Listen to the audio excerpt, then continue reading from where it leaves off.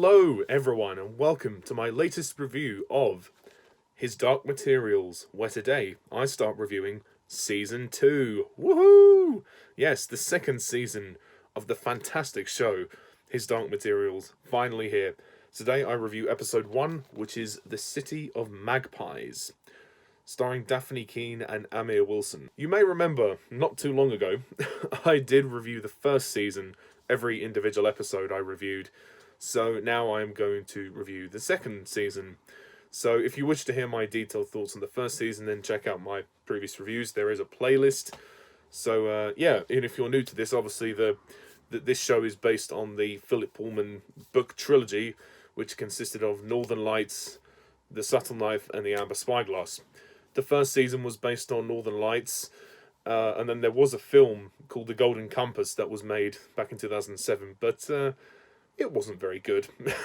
In my opinion, it wasn't very good. And it didn't do well enough to get the sequels. So now we're on Season 2, and now this is based on the Subtle Knife book, and I haven't read the books, full disclosure.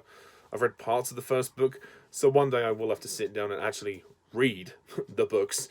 But until then, I thought I'd check out this TV show because, yeah, I really love it. I've really got hooked on this show, and all the episodes are available on BBC iPlayer if you are interested in watching it. But as for the beginning of Season 2, well, let's kick this off. And I should just say there will probably be spoilers from Season 1 as well. So, yeah, just to warn you, there may be some spoilers, so be wary. Lyra and Will explore a new world. The Magisterium takes action on past events, and Lee Scoresby embarks on a mission. So, Episode 1, The City of Magpies. This is a pretty great start to Season 2, yeah.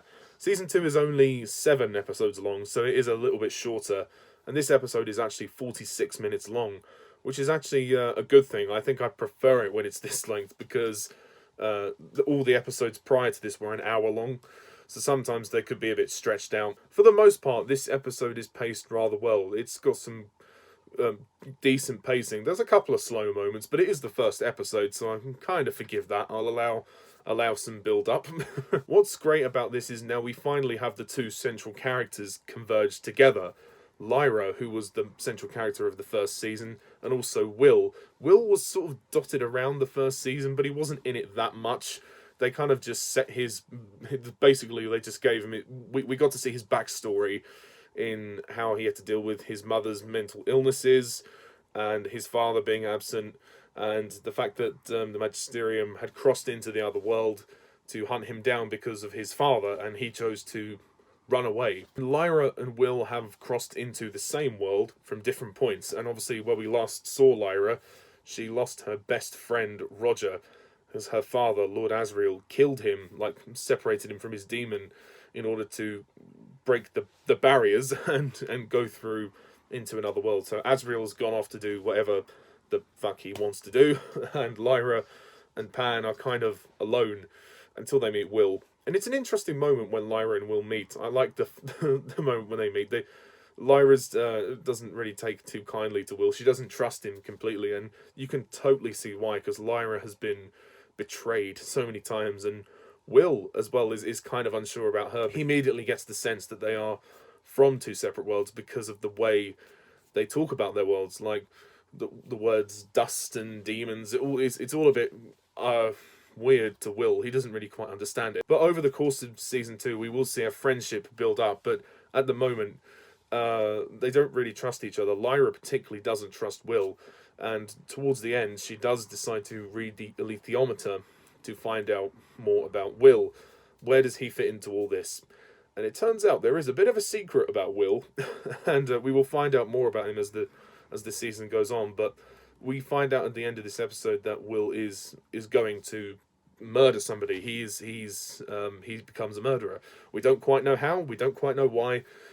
But that's where it ends, and it's a pretty great cliffhanger to end on the first episode, because we think, oh god, no, is Will going to turn out to be a villain or something? It keeps the audience on a tenterhook. So yeah, great writing. Aside from Lyra and Will, there are some other things going on. There's a brief moment with Scoresby when he's on his quest and he's working with the witches to try and find Lyra, because the last time Scoresby saw Lyra, I think, was when she fell out of his air balloon, I think. So he's still looking for her, and he's still determined to protect her as best as he can. Meanwhile, Mrs. Coulter is very much involved in the story this time, and she lies about seeing Lord Asriel at the end of the previous episode, but she's determined to get Lyra back. Obviously, she keeps looking at pictures of Lyra. She's so desperate to get her daughter back. It's kind of driving her crazy, and she manipulates the cardinals into trusting her to go and do what they want and hunt Asriel down and punish him for what he's done, because obviously they believe dust to be a sin, and Asriel has used dust and he's murdered to get through into the other world, and they don't like that, not one bit. And the witches are quite good in this one. There's a moment where one of them is being interrogated by Mrs. Coulter. It's a pretty dark scene, actually. It's well performed, and she pulls these little twig-looking things out of her shoulders, and I can't remember what they're called, but those are the things that give the witches their powers. I'm not sure if it's said in this episode, but it's definitely referred to again. So there's obviously a war that's kind of brewing up between the witches and the Magisterium. There is a final action sequence where one of the witches comes to find the witch who's been captured, and there's a little bit of a brief fight that goes on. Once again, I do feel like this series does have a bit of a problem with the action sequences. They don't seem to be able to create genuinely tense action sequences. This sequence just, it was over so quickly, and it was done so abruptly. I wish they'd done it differently. I have to say, though, this is visually stunning. One of the most visually stunning episodes. Maybe that's one thing Season 2 does have over the first, is the visuals are just incredible. I mean, certainly this episode, wow. The sets, the production design, the CGI, it looks so good. It looks so good it could be released in a cinema. It looks that good. We've also got these group of kids who are living in the world where Lyra and Will meet. One of them's called Angelica, and they try to scare Lyra and Will about something called the Spectres, which are these dark sort of forces in which they attack you and try to kill you when you reach puberty, basically, when you start to come of age. Will is close to being that age, although Lyra's not, a bit further from that. But it's definitely interesting, and it sets up for the future episodes in terms of who else will cross into that world. I mean, particularly if any adults cross into that world, they're pretty screwed, and that's why the place is so kind of war-torn and desolate. There's literally no one there. Like, Lyra and Will are in this abandoned house, and they're making eggs, and they're trying to work this old shower, and it's a very run-down place, and only a few of the kids have survived, and they're living off whatever scraps are left. So it's kind of an interesting thing to see, and it's obviously a very hard world to live in, and it's just interesting to see compared to Lyra's world or Will's world. There's not much else to really talk about. This is the first episode, so it is just the build up, and it does deal in the beginning with the aftermath of Roger's death. So there's quite a few sad moments with Lyra when she's grieving, and obviously the ramifications of what Asriel has done. We don't actually see Asriel again, I think, until the end of this season, so he's absent for quite a lot of the story, but they're still trying to deal with the aftermath of what he's done as well, and how are they going to fix this? It's almost kind of unfixable, really. And the performances are really good. I think Dafne Keen is great as Lyra. She's showing Lyra, I think, a lot more mature now. Lyra's slowly starting to come of age and realise, like I said before, the darker elements of the world, and how she's becoming much more self-reliant than she used to be. Lin-Manuel Miranda doesn't get really much to do in this one, but Ruth Wilson is great as Mrs. Coulter, as always.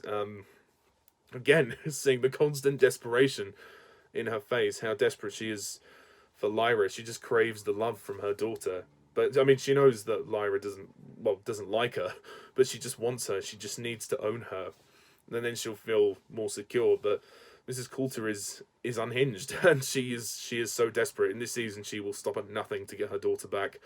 We'll see just to what lengths. And Amir Wilson as Will, this is good for him. This is his best performance so far. I mean, he's had a bit more to do, and the dynamic between him and Lyra is good, although it will obviously change as the season goes on. But to start with, it's interesting. It's interesting, and obviously the ending of the episode leaves the audience thinking, how's that going to affect Lyra and Will? And the fact that she now knows that he's going to be involved in a murder. So, yeah, well, we shall wait and see. So, on an overall score, I really did like this episode. I thought it was a great start, and it was just the right length, 46 minutes. A couple of minor pacing, slow moments, but to be honest, I will allow it because it is the first episode, and it is the setup for the next 6 episodes. So I will give The City of Magpies a 9 out of 10.